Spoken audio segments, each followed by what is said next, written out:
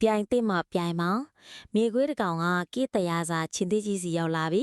တတိရှိနေမင်းနဲ့ငါအားပြိုင်အောင်ဆိုပြီးစိန်ခေါ်လိုက်တယ်မြေခွေးစိန်ခေါ်လာကိုချင်းသေးကြီးကလုံးဝခယူးမဆိုင်ပဲမတိတလို့နေလိုက်တယ်အဲ့တော့မြေခွေးကဟာမင်းဟာတရေဘောကြောင်တဲ့အကောင်တတိမရှိရဲ့အကောင်မင်းကောင်ကိုတုံနေအောင်ကြောက်တယ်ဆိုပြီးတတော်လုံးတိအောင်ငါလျှော့ပြောလိုက်မယ်လို့ချင်းချောက်လိုက်ပါတဲ့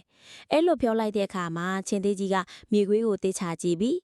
ငေါ့ကိုအများကငကြောက်လို့ပြောချင်ပြောကြပါစေကွာ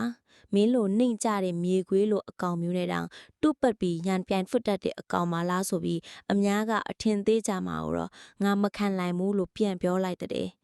ဒီပုံမြင်လေးကကျွန်တော်တို့ကိုပေးရဲ့သင်ခန်းစာကလူတိုင်းကကျွန်တော်တို့ရင်ပြိုင်မှုနဲ့မထိုက်တန်တယ်လို့သွားဖို့လေလွင်စကလုံးတိုင်းကိုလည်းလိုက်ပြီးတွန့်ပြန်ဖြည့်ရှင်းနေဖို့မလိုပါဘူး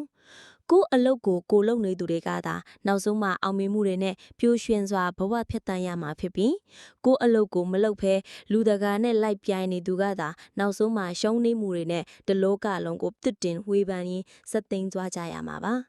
လူဘွားကတိုတိုလေးမှာသူများနဲ့လိုက်ပြန်ပြီးအချင်းကွန်မခံကြပါနဲ့ကိုအလုတ်ကိုအာယုံဆိုင်ရင်မနေ့ကကိုထက်ဒီနေ့ကိုပိုတန်အောင်ပိုတိုးတက်အောင်ပဲပြိုင်ကြပါလို့တိုက်တွန်းချင်ပါတယ်